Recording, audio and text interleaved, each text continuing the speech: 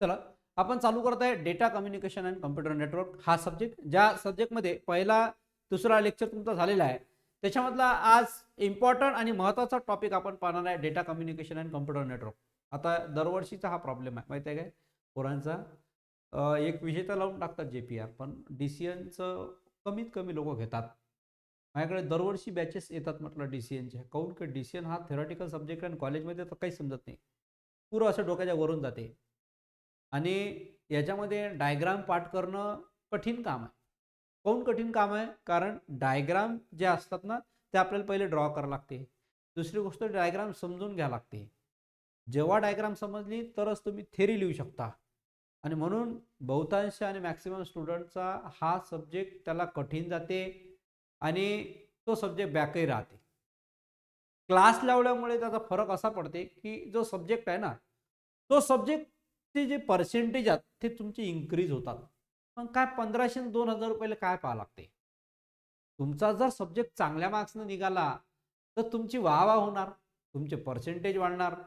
भरत तो exam form भरा रे, है ना, परीक्षेची फीस भरा रे, त्याच्यापेक्षा आपला रोजचा क्लास केला आणि तो सब्जेक्ट चांगल्या मार्क्सने पास झाला, विषय खतम झाला.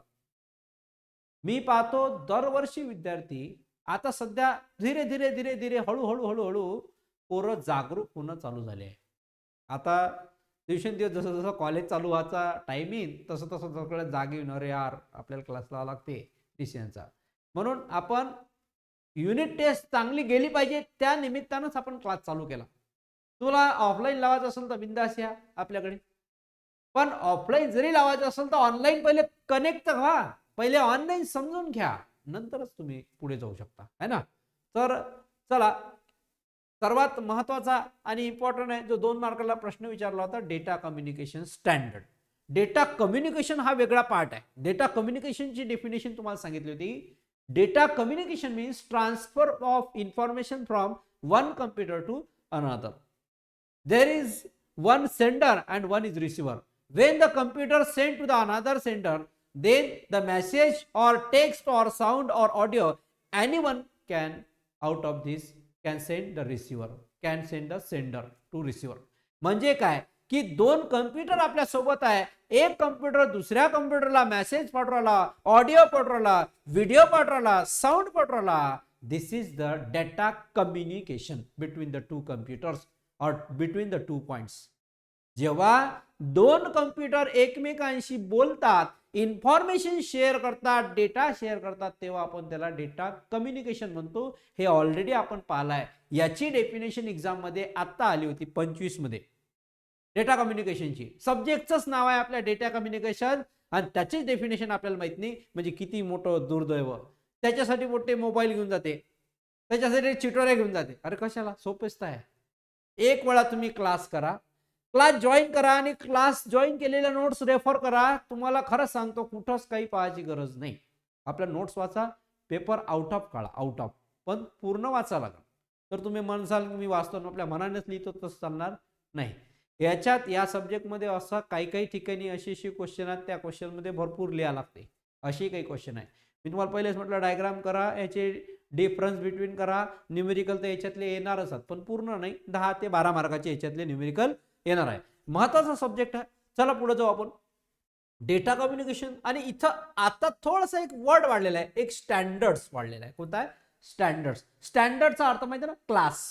एक त्याचा त्या लेवलचा, त्या स्टँडर्डचा एक लेवल वाढली, एक क्लास असते. डेटा कम्युनिकेशन करायचा वेगवेगळा क्लास असते, स्टँडर्ड असते. जसं पहा, पहिलेच्या काळामध्ये जेव्हा मी लहान होतो, म्हणजे मला शेंबोडी पुसता येत नव्हता, तेवढा लहान होतो, त्यावेळेस मी पाहतो माझ्या मावशीचे मामाचे पत्र येत होते. पत्र जे आपण वाचतो ना ते असे येलो कलरमध्ये, पांढऱ्या कलरमध्ये असे येत होते पत्र. आणि तेव्हा तारही पाहिला, जर कोणी गेलं समजा गचकलं तर तार येत होता, अरे कोणीतरी गेलं, मग माहीत पडत होतं. ते कम्युनिकेशनचं साधन होतं त्यावेळेस. टपाल ह्या गोष्टी ऐकल्या असन.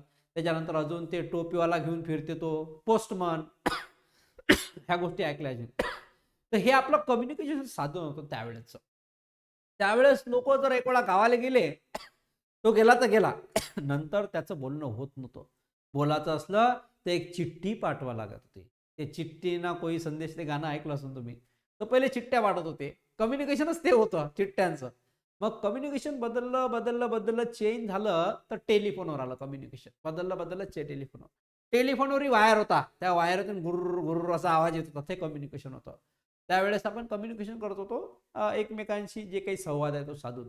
मग नंतर कम्युनिकेशन अजून बदललं, कम्युनिकेशन अजून बदललं, तर मग आता सध्या कम्युनिकेशन एवढं स्ट्रॉंग झालं की ते उठता बसता बोलता झोपता कम्युनिकेशन चालूच राहते चालूच राहते. हात हात हात एवढी स्पीड वाढली कम्युनिकेशन करू करू, ते एवढं कम्युनिकेशन वाढलं की सांगूच नका. म्हणजे स्टँडर्ड वाढलं. काय वाढलं? स्टँडर्ड वाढलं तुमचं.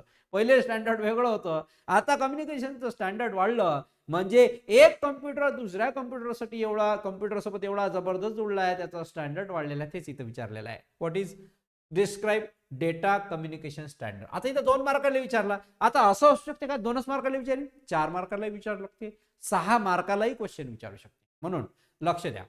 डेटा कम्युनिकेशनची डेफिनेशन स्टँडर्डची, कम्युनिकेशनची नाही. डेटा कम्युनिकेशन स्टँडर्ड म्हणजे काय होते? हा एक गाईडलाईन्स आहे to the product. Guideline to the product. Poonam Verma तुझा माईक बंद करून टाक.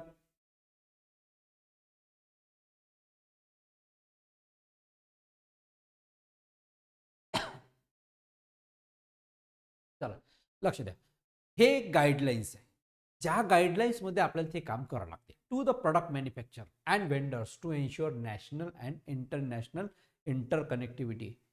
मोबाईल जेव्हा तयार केला ना, mobile is also device. when the mobile when the one mobile is connected to the another mobiles, there is a mandatory guidelines to buy this mobile and the use of this mobile. त्या मोबाईलच्या काही guidelines आहेत, त्या गाईडलाईन्सवरच आपण mobile खरेदी करतो. त्या guidelines आपण वाचत नाही. मोबाईलच्या गाईडलाईन्स कोणत्या कोणत्या? खूप साऱ्या मोबाईलच्या गाईडलाईन्स आहेत, भरपूर गाईडलाईन्स आहेत, ज्या गाईडलाईन्स थ्रू आपण तो मोबाईल काय करतो? खरेदी करतो. म्हणजे डिव्हाइस जेव्हा एकमेकांशी कनेक्टेड असते तर सगळ्यात पहिले internet is the first things.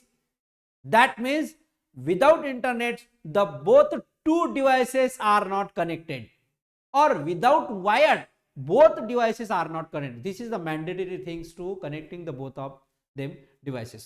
दोन्ही डिव्हाइसला जॉईन करण्यासाठी मॅन्डेटरी गोष्ट आहे वायफाय. इंटरनेटच नाही तर एक मोबाईल दुसऱ्या मोबाईलवर होऊ शकत नाही. एखाद्याला फोन लावा, का रे व्हॉट्सअपवरचा मेसेज वाचतो, तो म्हणते इंटरनेटच नाही. म्हणते सर काय म्हणते? इंटरनेटच नाही. म्हणजे इंटरनेट नाही, तुम्ही व्हॉट्सअपवर मेसेज टाकला तर व्हॉट्सअपवरचा मेसेज त्याला जाणार काय? नाही जाणार. तुमच्याकडे इंटरनेटच नाहीये, तुम्ही व्हॉट्सअपचा मेसेज पाठवू शकता का? नाही. म्हणजेच हेच की जेव्हा आपण डिव्हाइसेस विकत घेतो तेव्हा त्याच्या काही गाईडलाईन्स असतात की तुम्हाला जर दुसऱ्यासोबत जर व्हॉट्सअपवर मेसेज पाठवायचा असेल तर इंटरनेट पाहिजे, तुम्हाला जर टेक्स्ट मेसेज पाठवायचा असेल तर रिचार्ज पाहिजे, तुम्हाला जर बोलायचं असेल तर रिचार्ज पाहिजे. ह्या गाईडलाईन्स, या गाईडलाईन्स म्हणजे त्याची डेफिनेशन. याची गरज काय? तर standard are needed for the ensuring the interconnectivity. म्हणजे हे स्टँडर्ड हे असं आहे की जे डिव्हाइसेस असते ते सगळ्या डिव्हाइसेसचं एकमेकांशी जोडण्यासाठी याचं काम होते. Interoperability among various hardware and software. Hardware आणि सॉफ्टवेअर यांना जोडण्यासाठी पण कम्युनिकेशन लागते ना. जसं फॉर एक्झाम्पल हार्डवेअर आणि सॉफ्टवेअर. पहा लक्ष द्या. हार्डवेअर म्हणजे काय? तर तुम्हाला हे तुम्हाला ऑलरेडी शिकवलेलं आहे तरी सांगतो मी. हार्डवेअर म्हणजे समजून घ्या, हे एक प्रिंटर आहे. हे प्रिंटर आहे. हे प्रिंटर काय आहे? तुमचं हार्डवेअर. हे आहे हार्डवेअर. मग याला प्रिंट करायचं असेल तर तुम्ही काय करता? एक पीसी जाता, या पीसीवर एक तुमचं ऍप्लिकेशन असते. ऍप्लिकेशन म्हणजे काय असते? सॉफ्टवेअर असते. मग ह्या सॉफ्टवेअरनं आपण काय करतो? प्रिंट देतो, आणि प्रिंट दिल्यावर हार्डवेअर वरून ते काय ते कागद काढतो आपण प्रिंटरमध्ये. मग सांगा याच्यासोबत कम्युनिकेशन करण्यासाठी इथं काय आलं? कम्युनिकेशन असतं आलं. कम्युनिकेशन आलं की नाही? एक तर वायर असेल, एक तर काय असेल? Wireless.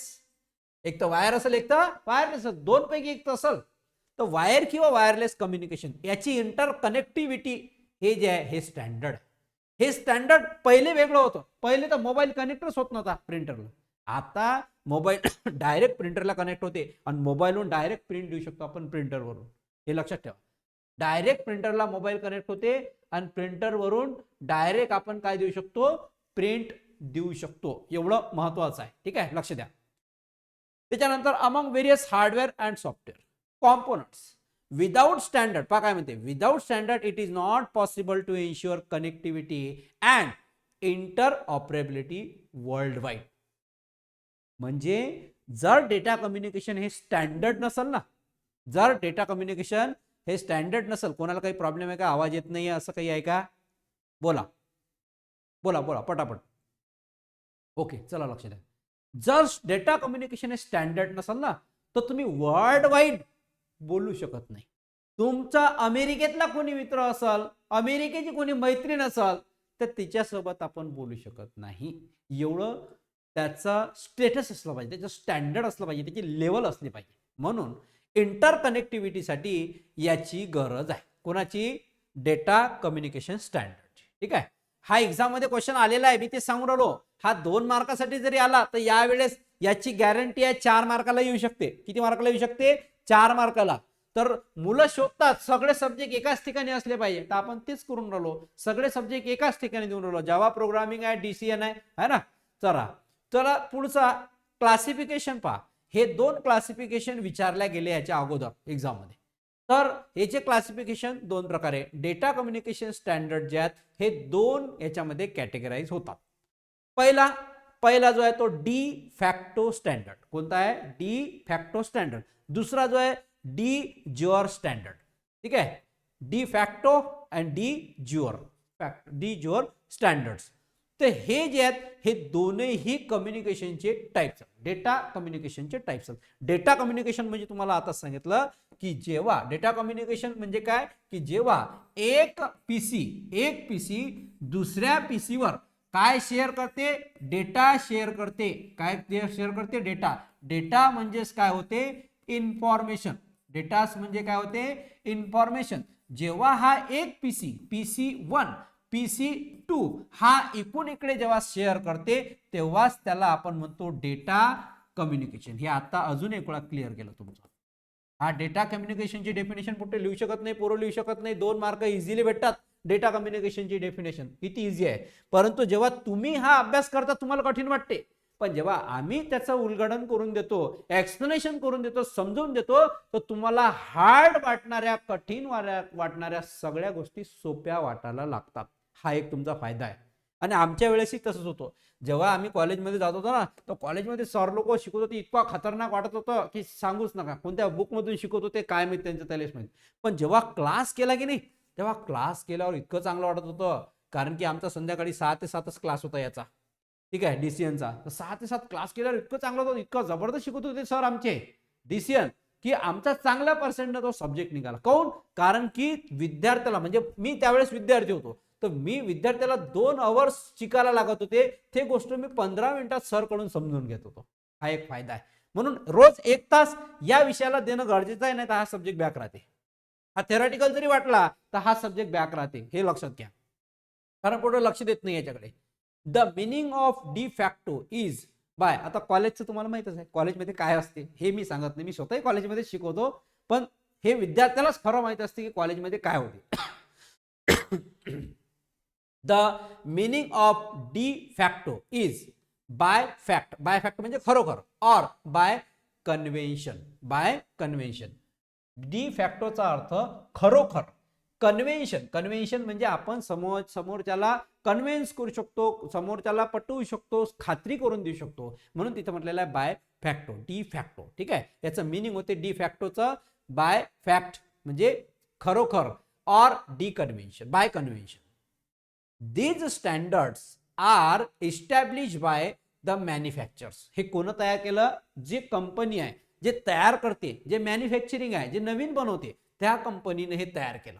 Adopted as a standards due to their wide spread use. हा स्टँडर्ड आहे वाइड स्प्रेड. वाइड म्हणजे पूर्ण अख्ख्या जगामध्ये, भारतात नाही बरं, त्या जगामध्ये वर्ल्ड वाईड हा स्प्रेड झालेला आहे. Are not approved by any standard organisation. याला कोणत्या स्टँडर्ड ऑर्गनायझेशन अप्रूव्ह केलं नाहीये. हे ऑटोमॅटिक सगळीकडे असं स्प्रेड झालाय. कारण तुम्हाला जर समजा इथून ऑस्ट्रेलिया फोन लावायचा असेल तर ते because of data communication standard मुळे होते. डेटा कम्युनिकेशन स्टँडर्ड नसल तर तुम्ही इथून कुठेही कनेक्टिव्हिटी करू शकत नाही. जर डेटा कम्युनिकेशन स्टँडर्ड नसल तर तुम्ही इथून अमेरिकेतल्या मित्रासोबत बोलू शकत नाही. माझा एक मित्र आहे, तो रोज जिम मध्ये येत असते माझ्यासोबत, तो आल्याबरोबर सकाळी 5 वाजता त्याच्यासोबत बोलते. आणि हा जेव्हा 5 वाजता त्याच्यासोबत बोलते ना, पाच्यावर बोलते, व्हॉट्सअपवर कॉल करते आणि तो पहा याचा मित्र हा आहे जवळपास माझ्याच वयाचा आहे, 30-35चा. त्याचा मित्र किती वयाचा असेल? 75 वर्षाचा. जेम्स नाव आहे त्याचं, जेम्स. 75 वर्ष. तो आताही जिम मारते, हाही मारते. सकाळी 6 वाजता 5 वाजता आम्ही जेव्हा जातो तेव्हा त्याच्यासोबत बोलतो. तो तिकडे 10 वाजलेले असते. कुठं? अमेरिकेमध्ये. पण पूर्ण क्लिअर दिसते सगळं. अशा लाईट लावलेले त्याच्या घरात, पूर्ण बंगला आहे मोठा आणि ॲपलचं गार्डन आहे त्याच्या घरी. तो दाखवते, तर मलाही दाखवते आणि मी पाहतो, त्याच्यासोबत बोलतो.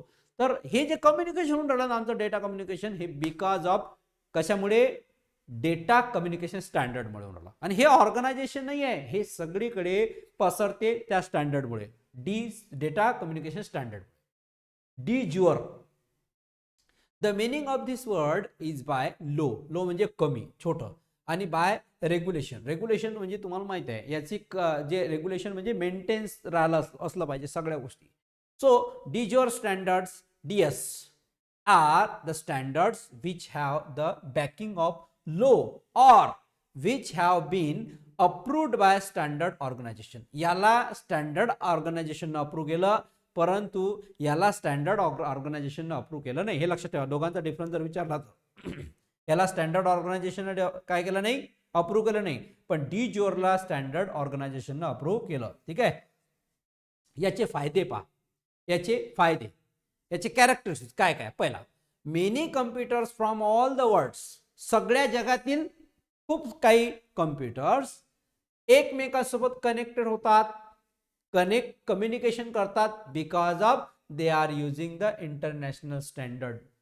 आपण इंटरनॅशनल स्टँडर्ड वापरतो म्हणून जगातील सगळे कम्प्युटर्स एकमेकांसोबत कनेक्ट होऊ शकतात. आता मी जर इथली लिंक अमेरिकेच्या स्टुडंटच्या ग्रुपवर टाकली तर तो बोलू शकते, पण आपली काही कनेक्टिव्हिटी नाही आहे, पण तो पाहू शकते. आपण युट्यूबवर जर टाकलं तर युट्यूबवर तो 100% पाहू शकते तिकडला, पण त्याला समजलं तर पाहिजे मराठी इकडला. गावरानी मराठी काय समजणार त्याला? हा. इझियर मेंटेनन्स अँड दुसरी गोष्ट, याचं मेंटेनन्स इझी असते. तिसरी गोष्ट, इन्स्टॉलेशन. मेंटेनन्स आणि इन्स्टॉलेशन याचं सोपं जाते because you get the use on the standard. आपण स्टँडर्डवर यूज केल्यामुळे याचं मेंटेनन्स जे आहे ते सोपी जाते, कठीण बिलकुल जाणार नाही. Upgradation and adoption of standard becomes easy. याला जर समजा अपग्रेड करायचं असेल है ना, ॲडॉप्ट करायचं असेल, घ्यायचं असेल, विकत घ्यायचं असेल किंवा त्याच्यामध्ये काही आपल्याला अजून ॲड करायचं असेल तर हे इझी जाते. हे झाले याचे फायदे. आता त्याचे तोटे पहा, डिसएडव्हान्टेजेस. डिसएडव्हान्टेजेस ॲडव्हान्टेजेस कधी विचारलं नाही, पण सांगता येत नाही. काय विचारलेलं आहे समर 23 मध्ये सांगता येत नाही. Problems occurs. याच्यामध्ये काय काय प्रॉब्लेम्स ऑकर्स होतात स्टँडर्डमध्ये पहा. It takes time to solve as it involves all the international regulating bodies. जे काही इंटरनॅशनल रेग्युलेशन बॉडी असेल ते सॉल्व्ह करण्यासाठी हा प्रॉब्लेम देते स्टँडर्ड. दुसरा point, all companies and manufacturers must compulsory follow the standard to communicate. हे तर आहेच. जेवढ्याही काही कंपनीज असतात, जेवढे काही इंडस्ट्री, जेवढेही काही ऑर्गनायझेशन असतात, त्यांना जर समजा एक कम्प्युटर दुसऱ्या कम्प्युटर सोबत जोडायचं असेल, दुसऱ्या कम्प्युटरची माहिती पहिल्या कम्प्युटरला द्यायचं असेल ना, तर या ऑर्गनायझेशन मध्ये जे काही चालते हे करण्यासाठी त्याला रेग्युलेशन रूल्स फॉलो करावे लागतात. The standards cannot be modified or customized as per the need by individual. आता मला सांगा, एक युनिट आहे जसं फॉर एक्झाम्पल GB. आता जीबीला युनिटला बदलू शकता का तुम्ही? पुऱ्या वर्ल्ड मध्ये जा, गिगाबाईट असते. बाईट एक स्टँडर्ड आहे, ह्या बाईटला आपण बदलू शकतो का? नाही. बाईट एक युनिट आहे, एक मोजण्याचं एक यंत्र आहे. मग ते आपण पूर्ण जगामध्ये जर गेलं ते जसंच्या तसंच राहील. GB, MB, TB हे जो काही डेटा असेल पूर्ण जगामध्ये जा, तो बिलकुलही बदलणार नाही. तर हा एक डिसएडव्हान्टेज आहे याचा की आपण त्याचा चेंज करू शकत नाही, त्याला बदलवू शकत नाही. तर आता आपण जस्ट एक क्वेश्चन पाहिला, जो क्वेश्चन महत्वाचा होता, इम्पॉर्टंट होता, म्हणून तुम्हाला सांगितलं की हा जो क्वेश्चन होता, हा क्वेश्चन होता describe the data communication standard. तो 2 मार्काला समोर 23 मध्ये विचारला असला तरी तो 4 मार्काला पुढे 24 किंवा 25 मध्ये विचारले जाऊ शकते. ओके, याला अजूनही अपडेट करणार मी. जर 25 मध्ये विचारले असेल तर ते पण अजून याच्यात ऍड करायचे, अपडेट करायचे. चला पुढचा सगळ्यात महत्वाचा आणि सिंपल आहे टॉपिक, ज्याचं नाव आहे सिग्नल. याचं नाव काय? सिग्नल. आणि सिग्नलचे आपल्याला टाइप्स पाहायचे. व्हॉट इज सिग्नल आणि सिग्नलचे टाइप्स. आता मला सांगा, जेव्हा आपण रस्त्यानं जातो, रोडनं जातो, तर रोडनं गेल्यानंतर आपण म्हणतो अरे सिग्नल आहे तिथं. मग तो सिग्नल काय करून राहिला, it provide information to your side. म्हणजे तुमच्या साईडनं तो इन्फॉर्मेशन प्रोव्हाइड करते. कशी इन्फॉर्मेशन प्रोव्हाइड करते, तुम्ही जेव्हा जाता रस्त्यानं रोडनं, तर रेड लाईट लागला तर आपण म्हणतो अरे आपल्याला थांबायचं आहे. जर समजा ग्रीन लाईट लागला तर आपण म्हणतो हां जायचं आहे. जर समजा येलो लाईट असेल तर अरे थोडंसं थांबा लागल म्हणजे आता डेंजर काम आहे, म्हणजे आता काम खतमच झालं. तर जे सिग्नल असतात ना ते काही ना काही इन्फॉर्मेशन प्रोव्हाइड करून राहिला. जसं फॉर एक्झाम्पल याच्यावरती तुम्ही जर बटन दाबलं, हा काय आहे, एक काय आहे, रिमोट आहे. या रिमोटवरती बटन दाबलं तर लाईट लागते. तर light signal provide you the TV is on. TV जे आहे ते ऑन झाली आहे, ते लाईट सिग्नल तुम्हाला प्रोव्हाइड करून राहिला. डबल दाबला लाईट बंद करते, तो सिग्नल प्रोव्हाइड करते. जेव्हा आपण एखादं छोटंसं कोणतंही बटन दाबतो, त्या बटनावरती लाईट असते, तर तो सिग्नल प्रोव्हाइड करते इन्फॉर्मेशन, काय ऑन ऑर ऑफ. त्याला आपण म्हणतो सिग्नल. सिग्नलची डेफिनेशन पहा. In the long distance communication. Long distance म्हणजे खूप सारा, जास्त जास्त दूर, long distance communication. The computer data can not be transmitted as it is. सर्वात महत्वाचं काय, जवळ असेल तर वायरनं आपण डेटा ट्रान्समिट करू शकतो, पण दूर असेल तर कम्प्युटरचा जो डेटा आहे तो ट्रान्समिट करू शकतो, पण तिथे वायर काम करणार नाही. दूर जर असेल तर डेटा, लॉंग डिस्टन्स मध्ये वायर डेटा काम करणार नाही. मग we have to first convert into electrical signal. सगळ्यात पहिले काय म्हणून राहिलो मी, खूप दूर आहे कम्प्युटर सिस्टीम्स आणि त्या कम्प्युटर सिस्टीमला डेटा ट्रान्समिट करायचा आहे, तर तो जाणं शक्य नाही आहे एकदम. मग तो काय करते, पहिले तो जो डेटा आहे तो इलेक्ट्रिकल सिग्नल मध्ये कन्वर्ट करते. वायर्ड कम्युनिकेशन असो किंवा इलेक्ट्रोमॅग्नेटिक सिग्नल असो. कोणते, इलेक्ट्रोमॅग्नेटिक सिग्नल. इलेक्ट्रोमॅग्नेटिक सिग्नल असतात ज्याला आपण वायरलेस कम्युनिकेशन म्हणतो. काय म्हणतो, वायरलेस म्हणजे इंटरनेटचा यूज करून. दोन प्रकारचे कम्युनिकेशन असते, वायर तर वायरलेस. वायर मध्ये प्रॉब्लेम येते. माझ्याकडे दोन प्रकारचे इंटरनेट कनेक्शन आहे. एक वायर इंटरनेट कनेक्शन, दुसरा वायरलेस. वायरलेस म्हणजे फक्त एक छोटासा बॉक्स येते आणि वायर आपल्या क्लासवर आहे, जो वायर आलेला आहे. परंतु इथं तुम्हाला काही प्रॉब्लेम आला नाही, पण जेव्हा मी घरी लावलं तर दोन्ही वायर कनेक्शन आणि वायरलेस, तर वायरमध्ये प्रॉब्लेम आला होता. पाऊस आला की तो ब्रेक होते, काही एखादा उंदीर आला तर कापून टाकते वायर, तो एखाद्या जागेवरून कट होऊन जाते. जास्त वळताट झाली, हवा पाणी झालं की फुटपाट होते. पण वायरलेसमध्ये हा प्रॉब्लेम होत नाही, वायरलेसमध्ये कंटिन्यू असते. तर हे दोन्ही प्रकारचे कनेक्शन आहे. परंतु आता पहा, सिग्नल म्हणतो मी, सिग्नल हे आपण वायर थ्रू पण पाठवू शकतो, वायरलेसली पण पाठवू शकतो. वायरलेसली म्हणजे काय, इंटरनेटच्या सहाय्याने. वायरलेसली म्हणजे काय, इंटरनेटच्या सहाय्याने आपण काय पाठवू शकतो, सिग्नल पाठवू शकतो. ओके. तर आता इथं हे म्हटलं आपण की लॉंग डिस्टन्स असेल तर आपण कम्युनिकेशन जे आहे ते थोडंसं कठीण जाते. म्हणून ते कम्युनिकेशन डेटा ट्रान्सफर करण्यासाठी ते जे सिग्नल्स आहेत ते इलेक्ट्रिकल सिग्नलमध्ये कन्वर्ट करणार. त्याच्यामध्ये इलेक्ट्रिकल सिग्नलमध्ये, आणि म्हणून इलेक्ट्रिकल सिग्नलमध्ये डेटा जातो. मग both data and signals which represent them can be analogue or digital. लक्ष द्या, आता मी जे समजून सांगू राहिलो त्याच्यावर थोडंसं फोकस द्या, हे लय महत्वाचं आहे. हे जर समजलं तर पुढचं काही समजणार नाही. ठीक आहे, तुम्ही मग नंतर किती की बुक वाचा, काही समजणार नाही. त्याला लक्ष द्या. जेव्हा आपण इथून सिग्नल पाठवतो, काय पाठवतो, सिग्नल. सिग्नलचा अर्थ माहिती आहे ना, सिग्नल म्हणजे होते तुमची इन्फॉर्मेशन. ठीक आहे, सिग्नल म्हणजे काय होते, इन्फॉर्मेशन. तर जेव्हा आपण इथून इकडे पाठवतो ना, या कॉम्प्युटरमधून इकडे पाठवतो की नाही, तर सिग्नल पाठवत असताना हे दोन प्रकारे जाते. आणि सिग्नल जेव्हा पाठवतो तेव्हा ते इलेक्ट्रिकल सिग्नल असतात. कसे असतात, इलेक्ट्रिकल सिग्नल असतात. इलेक्ट्रिकल सिग्नलचा पहिला जो असते तो असते ॲनालॉग. कोणता असते, ॲनालॉग. आणि दुसरा जो सिग्नल असते तो असते डिजिटल. कसा असते, डिजिटल. ह्या दोन गोष्टी लक्षात ठेवा, एक ॲनालॉग आणि एक डिजिटल. ॲनालॉगची साईन सांगतो मी, ॲनालॉग असा असते, असा, हा असा ॲनालॉग. आणि दुसरा डिजिटल जो असते तो डिजिटल असा असते. ठीक आहे, डिजिटल टेक्निक शिकले ना तुम्ही, बस तेच. ॲनालॉग सिग्नल जो साइन वेव्ह मध्ये असते आणि डिजिटल सिग्नल जो आहे तो स्क्वेअर मध्ये. याचा डिफरन्सही पाहू आपण. ठीक आहे, ॲनालॉग अँड डिजिटल. चला, तर आता तुमच्या लक्षात आलं की एक कॉम्प्युटर, लक्ष द्या, एक कॉम्प्युटर दुसऱ्या कॉम्प्युटरवरती जेव्हा डेटा पाठवते, जास्त डिस्टन्सवर जेव्हा डेटा पाठवते, तेव्हा इलेक्ट्रिकल सिग्नल हे कन्वर्ट होतात. इलेक्ट्रिकल सिग्नल मध्ये डेटा काय होते, कन्वर्ट होते. आणि इलेक्ट्रिकल सिग्नल मध्ये जेव्हा कन्वर्ट होते डेटा, तेव्हा तो एक तर अॅनालॉग फॉर्म मध्ये पाठवते, एक तर तो डिजिटल फॉर्म मध्ये पाठवते. एक तर अॅनालॉग किंवा डिजिटल फॉर्मॅट मध्ये तो डेटा पाठवते. क्लिअर झालं. आता नंतर अॅनालॉग डेटा म्हणजे काय, डिजिटल डेटा म्हणजे, हे सर्वात महत्वाचं आहे. अॅनालॉग आणि डिजिटल डेटा पहा. आपला स्वतःचा आवाज हे बेस्ट एक्झाम्पल आहे अॅनालॉग डेटाचं.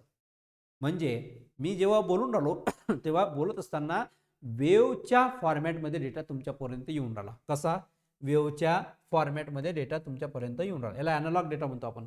जेव्हा मी असं बोलतो ना, हा बोलत असताना हा जो डेटा आहे हा तुमच्यापर्यंत येऊन राहिला, तर याला अॅनालॉग डेटा म्हणतो. कोणता डेटा, अॅनालॉग डेटा. अॅनालॉग डेटाची जे वेव्ह असते अशी साइन वेव्ह असते. वेन द पर्सन स्पीक, जेव्हा कोणताही व्यक्ती हा बोलतो तर हे अॅनालॉग वेव्ह क्रिएट करते हवेमध्ये. कोणती वेव्ह, अॅनालॉग वेव्ह हवेमध्ये क्रिएट करते. We can convert it into the analogue signal by means a microphone. याला कन्वर्ट करणारा, या अॅनालॉग सिग्नलला इलेक्ट्रिकल मध्ये कन्वर्ट करणारा कोण असते, तुमचा मायक्रोफोन. म्हणजे कोण, माईक. कोण असते, माईक. तर हा काय करते माहितीये काय, हे जे अॅनालॉग सिग्नल आहे हे घेऊन घेते माईक आणि याला इलेक्ट्रिकल मध्ये कन्वर्ट करते. कशात करते, इलेक्ट्रिकल सिग्नल मध्ये. जेव्हा आपण फोनवर बोलतो ना, तर फोनवर बोलत असताना याच्यामध्ये आपला आवाज गेला म्हणजे अॅनालॉग सिग्नल गेले, आणि अॅनालॉग सिग्नल गेले रे गेले, अॅनालॉग सिग्नल गेले रे गेले, तर हा अॅनालॉग सिग्नल गेल्या गेल्या, अॅनालॉग सिग्नल गेल्या इलेक्ट्रिकल मध्ये कन्वर्ट करते. कशामध्ये कन्वर्ट करते, इलेक्ट्रिकल मध्ये. समजलं ना. अॅनालॉगला इलेक्ट्रिकल मध्ये कन्वर्ट करणारा जो आहे, माईक तर इनपुट घेते पण माईकच्या आतमध्ये ट्रान्झिस्टर असते, ट्रान्सफॉर्मर असते, है ना. तर हे कन्व्हर्जनचं काम करतात. कशामध्ये, इलेक्ट्रिकल सिग्नल मध्ये. हे सर्किट काम करते. क्लिअर झालं. पुढचा आता डिजिटल डेटा. डिजिटल डेटा काय असते तर पहा, लक्ष द्या. हे सिग्नल इथं काय म्हटलं आहे, हा अॅनालॉग डेटा झाला. ठीक आहे. डेटा म्हणजे इन्फॉर्मेशन, इन्फॉर्मेशन म्हणजे सिग्नल. लक्ष ठेवा. डिजिटल डेटा कसा असते पहा. The data is stored in computer memory in the form of zeros and ones. हे प्रत्येकालाच माहित आहे की कम्प्युटरची भाषा काय असते. तर कम्प्युटरची भाषा जी असते ते कोणती भाषा असते, बायनरी लँग्वेज. कोणती लँग्वेज असते, बायनरी लँग्वेज. कोणती लँग्वेज असते, बायनरी लँग्वेज. कम्प्युटरची भाषा असते बायनरी लँग्वेज. बायनरी लँग्वेज म्हणजे एक तर झिरो किंवा वन्स, झिरोज किंवा वन्स, झिरोज किंवा वन्स. ठीक आहे. आणि हा जो झिरो असते तर लक्षात, जेव्हा स्टोअर होते ना तर हा झिरो, जेव्हा वन होते तर इथं आला वन, जेव्हा झिरो होते तर परत इथं वन होते, तर परत इथं वन, झिरो नंतर परत वन. लक्षात आलं का. तर हे 0-1च्या फॉर्मॅटमध्ये जेव्हा डेटा जाते ना, तेव्हा तो डिजिटल फॉर्मॅटमध्ये असते. म्हणजे आपल्या कम्प्युटर मेमरीमध्ये जो डेटा सेव्ह असते तो डिजिटल फॉर्मॅटमध्ये असते. आता तुम्ही हा जो बोर्डवरती डेटा पाहून राहिले ना, हा डिजिटल फॉर्मॅटमध्ये आहे.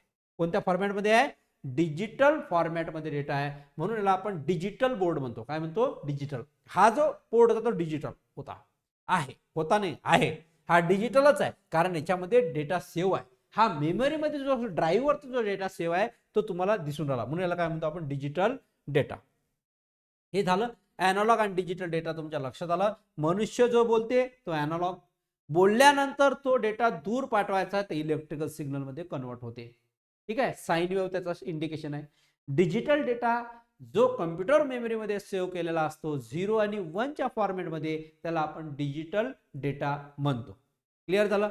आता पुढचं डिजिटल डेटा झालं. आता आपण येऊ सिग्नल वर. What is signal and what are the analogue signal and digital signal. आता सिग्नल पहा. तर डेटा पाहिला आपण, सिग्नल पाहिलं. आता पहा, analogue signal, these are the signals which can have an infinite number of different magnitude or values. याची different magnitude आणि डिफरन्स व्हॅल्यूज येते. पहा, लक्ष द्या. आता आवाज कमी केला ना मी, तर याची मॅग्निट्यूड जे आहेत असे येतील. आवाज वाढवला, मॅग्निट्यूड वाढला. ठीक आहे. याची व्हॅल्यू जर पाहिशील तुम्ही तर 5, याची व्हॅल्यू जर पाहिशील तर तुम्ही 20. ठीक आहे. तर अॅनालॉग सिग्नलची डिफरंट व्हॅल्यूज असतात आणि डिफरंट काय असते, मॅग्निट्यूड असते. डिफरंट काय असते, मॅग्निट्यूड. मॅग्निट्यूडचा अर्थ तुम्हाला माहिती आहे. मॅग्निट्यूडचा अर्थ काय होते, व्हॅल्यू. ठीक आहे. कारण व्हॅल्यू म्हणजेच काय होते, मॅग्निट्यूड असते. तर याची जर 5 असेल फ्रिक्वेन्सी तर याची 20 आहे. तर व्हॅल्यू बदलली, याच्यामध्ये व्हॅल्यू बदलली, चेंज असते. डिफरंट मॅग्निट्यूड म्हणजेच व्हॅल्यू असते. They vary continuously with the time as shown in example analog signal. हे ते तुम्हाला एक्झाम्पल दिसलेलं आहे. या सिग्नलमध्ये हा जर समजा तुम्ही टाइम कन्सिडर केला तर हा टाइमच्या सोबत असा कंटिन्युअसली चालू असते, हा अॅनालॉग सिग्नल असते. जेव्हा हार्ट अटॅकची चेकिंग होते ना, त्याला सोनो नाही कोणते ग्राफ म्हणते, त्याचं नाव नाही येऊन राहिलं मला, तो कोणता तरी ग्राफ असते, त्याचं नाव नाव नाव नाव आठवत नाही आहे. पण तो ग्राफ काढत असताना आपण तर ग्राफ काढत असताना इथं अशी असं तुम्हाला लाईन्स येते है ना, तो ग्राफ असते ECG. ECG म्हणते त्याला, ECG. ठीक आहे, ECG ग्राफ असते. तो ECG ग्राफ आपल्या हृदयाचा असते. त्याच्यावरून समजते की आपलं हृदय कसं धडकून राहिलं, काय होऊन राहिलं, पल्स बरोबर चालवलं की नाही ते. तर तेव्हा अॅनालॉग सिग्नलचं काम करते. ठीक आहे, तर दे व्हेरी कंटिन्युअसली दे व्हॅरी कंटिन्युअसली होत राहते. जसं जसं टाइम होते तसं तसं व्हॅरी होत राहते. याचं एक्झाम काय अॅनालॉग सिग्नलचं? Sine wave. कोणते वेव्ह? Sine wave. त्याच्यानंतर कोसाईन वेव्ह, त्याच्यानंतर स्क्वेअर वेव्ह, रॅम्प सिग्नल, हे सगळे अॅनालॉग सिग्नलचे काय आहे एक्झाम्पल्स. ठीक आहे, अॅनालॉग सिग्नल समजलं. आता डिजिटल सिग्नल पहा. अॅनालॉग आणि डिजिटल टेक्निक तुमचा सब्जेक्ट झाला, त्याच्यामुळे हे तुम्हाला काही कठीण झालं नाही पाहिजे, सोपीच आहे. Digital signal. आता लक्षात द्या, हे signal is called as a digital signal. हे सिग्नल ज्याला आपण डिजिटल सिग्नल म्हणतो, if it has only a finite number of or predetermined distinct magnitude. या सिग्नलचे काही डिस्टिंक्ट्स असतील, म्हणजे हे जे सिग्नल्स असतात हे टर्मिनेट होतात. टर्मिनेट म्हणतात थांबतात हे कुठेतरी, एक तर 0 एक तर 1, एक तर 0 एक तर 1, एक तर 0 एक तर 1, हा टर्मिनेट कुठेतरी थांबते. याचं दुसरं नाव दिलेलं आहे pre determined distinct magnitude. Pre determined distinct magnitude म्हणजे काय? हे प्री डिफाइंड आहे. प्री डिफाइंड म्हणजे एक तर 0 राहील, एक तर 1 राहील, एक तर 0 नाही तर 1, याच्या कोणत्या व्हॅल्यू चेंज होत नाही. The value does not varied in the digital signal. Digital signal मध्ये व्हॅल्यू ह्या काय होत नाही, व्हॅरी होत नाही, म्हणजे बदलत नाही, फिक्स राहतात. 0 1 0 1. ठीक आहे, the digital signals are discrete time signal. याला आपण DTS म्हणतो, डिस्क्रीट टाइम सिग्नल. म्हणजे एका पर्टिक्युलर वेळेनंतर त्या फिक्स होतात, म्हणजे तिथं जातात, मग परत बदलतात. They are not continuous with time. ह्या वेळेनुसार ह्या कंटिन्यू चालत नाही, ह्या थांबतात कुठंतरी. याला आपण डिजिटल सिग्नल म्हणतो. याचं एक्झाम्पल काय आहे? तर तुम्ही डिजिटल टेक्निक पाहिलाय, तर डिजिटल टेक्निकमध्ये काही एक्झाम्पल पाहिले असेल तर पहा. The examples of digital signals are, कोणते कोणते सिग्नल्स? बायनरी सिग्नल्स आहे. कोणते कोणते सिग्नल आहे? बायनरी सिग्नल आहे. नंतर ऑक्टल सिग्नल्स आहे, हेक्साडेसिमल सिग्नल्स आहे. सांगा होते की नव्हते हे? बायनरी सिग्नल मध्ये काय काय ते सांगा बरं. 0 1. ऑक्टल मध्ये काय ते? 0 1 2 3 4 5 6 7. हे कशात आले? ऑक्टल मध्ये. हेक्साडेसिमल मध्ये सांगा बरं काय काय ते? 0 1 2 3 4 5 6 7 8 9. त्याच्यानंतर काय ते? ABCDEF. हेक्साडेसिमलचा अर्थ होते 16. याला आपण ऑर मध्ये काय लिहितो माहिती आहे ना? हेक्साडेसिमलला ऑर मध्ये लिहितो आपण काय? 16. काय लिहितो? 16 नाही सॉरी H. 16 तर ऑलरेडी लिहिला आपण. काय लिहितो? H म्हणजे काय होते? हेक्साडेसिमल. क्लिअर झालं? तर 0 to H. ऑक्टलला आपण काय लिहितो माहिती आहे ना? O किंवा 8 लिहितो, O किंवा 8. आणि बायनरीला आपण काय लिहितो? 2. ठीक आहे, बरं तुम्ही याच्या पहिले हे पाहिलं असेल, तुम्हाला शिकवलेलं आहे डिजिटल टेक्निक मध्ये की बायनरी सिग्नल म्हणजे काय, ऑक्टल सिग्नल म्हणजे काय आणि हेक्साडेसिमल सिग्नल म्हणजे काय. त्याच्यामध्ये असं कॉम्बिनेशन असते नंबरमध्ये 1 3 5 6. ओळखा हा कोणता नंबर आहे? 1 3 5 6 हा ऑक्टल नंबर आहे. अजून हा बायनरी नंबर आहे काय? नाही, बायनरी नंबर नाही. हा हेक्साडेसिमल असू शकते, हा हेक्साडेसिमल असू शकते. पण जर समजा मी असं लिहिलं AB5, हा सांगा कोणता नंबर आहे? तर तो नंबर कोणता आहे? हेक्साडेसिमल नंबर आहे. कोणता आहे? Hexadecimal number. तर हे एक्झाम्पल्स आहेत कोणाचे? डिजिटल सिग्नलचे. कोणाचे? डिजिटल सिग्नलचे. तर पुढचा समर 19 मध्ये क्वेश्चन विचारला होता, compare digital and analogue signal. Digital आणि अॅनालॉग सिग्नल जे डिफरन्स आहे तो घेऊ आपण डिजिटल अँड अॅनालॉग सिग्नलचे. चला लक्ष द्या. सगळ्यात पहिले काय पॅरामीटर्स. काय पॅरामीटर्स. पॅरामीटर्स काय काय ॲनालॉग सिग्नल आणि डिजिटल सिग्नल. आता बघा सगळ्यात पहिला जो आहे number of values. Number of values काय असते इनफायनाइट. काऊन कारण याच्यामध्ये काहीच प्रॉब्लेम नसते. डायरेक्टली असे हे जे वेव्ह जात हे असे चालू असतात म्हणून याला इनफायनाइट. पण याच्यात फायनाइट असते. फायनाइट म्हणजे काय बायनरी ऑक्टल हेक्साडेसिमल. अजून आहे याच्यात डोडेसिमल 12 डोडेसिमल जो याच्यात दिला नाही आहे. नेचर कसा आहे याचा हा कंटिन्युअसली असते हा डिस्क्रीट असते. डिस्क्रीट म्हणजे काय चालू बंद चालू बंद चालू बंद. इथं ऑफ तर इथं ऑन इथं ऑफ तर इथं ऑन इथं ऑफ तर इथं ऑन. हे याचं नेचर आहे. क्लिअर. त्याच्यानंतर सोर्सेस पहा याचे सोर्सेस. हे सिग्नल कुठून जनरेट होतात त्याचे सोर्सेस काय. तर ॲनालॉग मध्ये हे सिग्नल जनरेटर असते ट्रान्सड्युसर असते. सिग्नल जनरेशन किंवा ट्रान्सड्युसर असते. इथं डिजिटल सिग्नल मध्ये कम्प्युटरमध्ये होते A to D converter. A to D म्हणजे ॲनालॉग टू डिजिटल कन्व्हर्टर असते. काय असते ॲनालॉग टू डिजिटल. डिजिटल टेक्निकचा सर्वात शेवटच्या युनिटमध्ये पाहिलं होतं तुम्ही हे आणि पहिल्या युनिटमध्ये पाहिलं होतं. ठीक आहे. तर पहा सोर्सेस सिग्नल जनरेटर आणि ट्रान्सड्युसर्स. इथं कम्प्युटर्स आणि ए टू डी म्हणजे ॲनालॉग टू डिजिटल कन्व्हर्टर.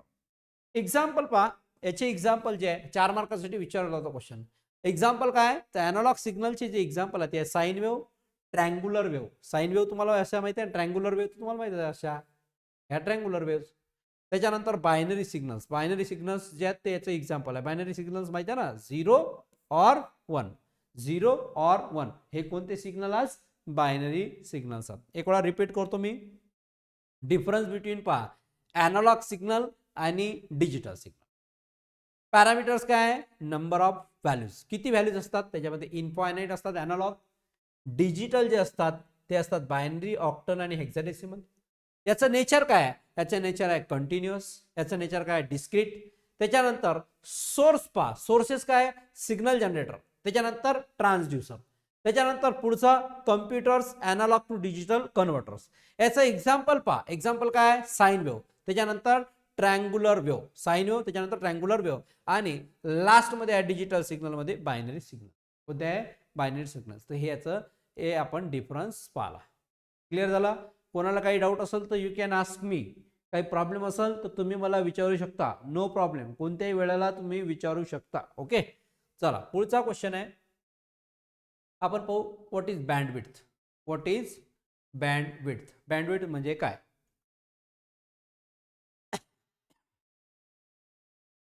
चला व्हॉट इज बँडविड्थ. बँडविड्थ म्हणजे काय तर लक्ष द्या. बँडविड्थचा अर्थ काय होते तर ही एक डायग्राम आहे.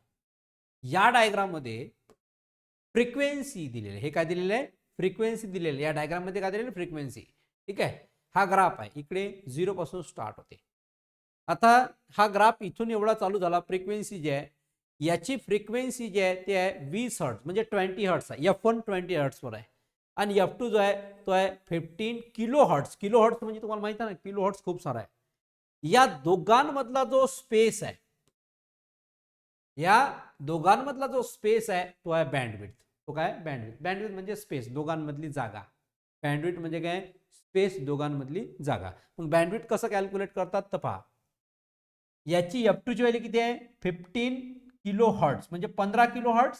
तर F2 मायनस F1 करायचं आहे. काय करायचं आहे F2 मायनस F1. F2 ची व्हॅल्यू किती आहे 15,000 हर्ट्ज. 15,000 हर्ट्ज आहे. 15 किलो हर्ट्ज म्हणजे 15,000 हर्ट्ज. लक्ष ठेवा हे किलो हर्ट्ज आहे आणि इथं आपण कन्वर्ट केलं हर्ट्ज मध्ये. हे हर्ट्ज आहे आणि हे हर्ट्ज आहे. तर आता हर्ट्ज हर्ट्ज मध्ये कॅन्सल किलो केलं आपण. म्हणजे याचा अर्थ काय 15 किलो म्हणजे 15 किलो हर्ट्ज. 15 किलो हर्ट्ज जो आहे तो जर कन्वर्ट केला आपण तर हर्ट्ज मध्ये 15,000 15,000 येते. तर 15,000 हर्ट्ज मायनस 20 तर तुमची बँडविड्थ म्हणजे याच्या दोघांमधली जी स्पेस जे तयार झाली ही जी स्पेस आहे बँडविड्थ यालाच आपण काय म्हटलेलं आहे बँडविड्थ. BANDWIDTH. विड्थ म्हणजे काय स्पेस याचा मधली विड्थ. बँड म्हणजे काय हा पहिली फ्रिक्वेन्सी आहे ही दुसरी फ्रिक्वेन्सी आहे. पहिल्या फ्रिक्वेन्सी आणि दुसऱ्या फ्रिक्वेन्सी मधला जो डिफरन्स असते जो स्पेस असते त्यालाच आपण बँडविड्थ म्हटलो. एवढी सोपी डेफिनेशन याची आहे काहीच कठीण नाही आहे बँडविड्थ मध्ये. आता हे बँडविड्थ इथं कॅल्क्युलेट केली आणि इथं कॅल्क्युलेट करून दाखवलेली आहे. ठीक आहे. आतेच आपण थोडंसं डेफिनेशन थ्रू पाहू आपण. काय बघा, बँडविड्थ म्हणजे काय? Bandwidth is the range of frequencies a signal uses to carry information. Signal use करते इन्फॉर्मेशन कॅरी करण्यासाठी की पहिली फ्रिक्वेन्सी काय, दुसरी फ्रिक्वेन्सी काय आहे. It is the difference between the highest and lowest frequency of that signal. एखादा signal आहे, त्या सिग्नलची हायेस्ट बँडविड्थ किती आहे आणि लोवेस्ट बँडविड्थ किती आहे. या हायेस्ट आणि लोवेस्ट पॉईंट काय, त्याच्या मधातला जो स्पेस हा काउंट करते त्याला आपण म्हणतो बँडविड्थ. आणि जेव्हा इंटरनेट आपल्या क्लासवर लागला ना, जे इंटरनेट सर्व विद्यार्थ्यांसाठी फ्री आहे ऑफलाईनमध्ये, तर जेव्हा इंटरनेट लावलं तेव्हा त्याने एक मशीन आणली. ते मशीन आणली इथं लावून राहिला. तर पहिले त्यानं केबल लावला त्या मशीनमध्ये आणि तो चेक करून राहिला. तो म्हणून राहिला बँडविड्थ कमी आहे याची, म्हणजे फ्रिक्वेन्सी जे सिग्नल्स आहेत ते स्पेस कमी होऊन राहिला. बँडविड्थ जर कमी असेल तर आपलं जे इंटरनेट आहे ते स्लो चालते. आणि म्हणून त्या बँडविड्थचा एका प्रॉपर मध्ये असले पाहिजे, जसे 100 टू 50 हर्ट्ज असं काहीतरी असलं पाहिजे. तर मी त्यांच्या बोलण्यातच मी त्या गोष्टी ऐकून घेतल्या होत्या की अरे बापरे, आता बँडविड्थची गोष्ट कोणाला म्हटलं. आता दादा कसं हा नाही म्हणे, ते बँडविड्थ मॅडमला तिकडून वाढवायला लावतो, मग तिकडून ते बँडविड्थ वाढवते, तेव्हा कुठं इंटरनेट आपल्या इथं फास्ट चालून राहिलं. तर इन सिंपल वर्ड, बँडविड्थ म्हणजे काय? Bandwidth means how much space frequency range a signal need to send data.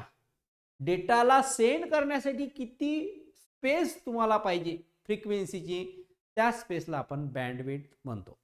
डेटाला सेंड करण्यासाठी जसं एखादी फाईल पाठवतो आपण, 5 GB ची फाईल, 5 GB तर भरपूर झाले, 2 GB ची फाईल असेल तर 2 GB ची बँडविड्थ लागते, स्पेस लागते तेवढा, जेव्हा आपण फ्रिक्वेन्सी पाठवतो तेव्हा. We already know the different types of base band signal such a voice signal. कोणतं सिग्नल? Voice signal. व्हॉइस सिग्नल मध्ये फ्रिक्वेन्सी असते, त्याला बेस बँड म्हणतो आपण. म्युझिक सिग्नल्स तुम्ही पाहिले असाल ना, म्युझिक सिग्नल्स ते. टीव्ही सिग्नल, टीव्हीचे signals, television signals. each of these signals will have its own frequency. प्रत्येकाची आपापली रेंज असते. आता फ्रिक्वेन्सीची रेंज सांगतो मी तुम्हाला सध्या आता आवाज कमी येत असेल, पण आता मी थोडासा आवाज वाढवतो. आता मी थोडासा आवाज वाढवलेला आहे, सिग्नल वाढलेला आहे, आता कमी केलेला आहे, सिग्नल कमी झाला आहे. या फ्रिक्वेन्सी रेंज, या फ्रिक्वेन्सी रेंजमध्ये आता मॉडर्न, आता मिडलमध्ये आलो मी, फ्रिक्वेन्सीच्या मिडल रेंजमध्ये आलो. हे आहे फ्रिक्वेन्सीमध्ये आवाज लाऊड झाला पहिले, मग आवाज कमी झाला, मिडलमध्ये आला, आणि आता एकदम मध्यम बोलत आहो मी. त्याला आपण रेंजही म्हणतो, याला त्याची फ्रिक्वेन्सी म्हणतो, है ना, याला लेवलही म्हणतो. तर हे कशात येते? Voice signal. मी जे बोलून राहिलो ना त्याच्यामध्ये. गाणं म्हणताना कोणी कोणी पिच हाय करते, ते पण सिग्नल्स असतात. ठीक आहे. This frequency range of the signals is known as its bandwidth. हे जे फ्रिक्वेन्सी रेंज आहे त्यालाच आपण काय म्हणतो? बँडविड्थ म्हणतो. काय म्हणतो? बँडविड्थ. हे जे फ्रिक्वेन्सी रेंज आहे त्याला आपण बँडविड्थ म्हणतो. डायग्राम पहिले समजून सांगितलेली आहे. आलं का लक्षात? हे डायग्राम पहिले समजून सांगितले आहे. आता आजच्या क्लासमध्ये आपण इथेच थांबू. जे डिजिटल सिग्नल्स आहेत ते आपण पुढच्या क्लासमध्ये कंटिन्यू करू. कोणाला काही प्रॉब्लेम असेल तर तुम्ही मला विचारू शकता. तुमच्या मित्रांना जर समजा हा DCNचा क्लास लावायचा असेल किंवा जावा प्रोग्रामिंगचा क्लास लावायचा असेल तर दोन्ही क्लास तुम्ही कंटिन्यू करा. आपला जावाचा क्लास 6 वाजता असते, तो सुद्धा कंटिन्यू करा, तो पण करून पहा. तुम्हाला काही प्रॉब्लेम असेल तर तुम्ही रेकॉर्डिंगही पाहू शकता आपल्या इथं ॲप्लिकेशनवरती. तर त्याच्यानंतर तुम्हाला काही प्रॉब्लेम असेल तर केव्हाही कॉल करा, नो प्रॉब्लेम ॲट ऑल. ठीक आहे. तर आता आपण हा क्लास संपवतो, इथं रेकॉर्डिंग स्टॉप.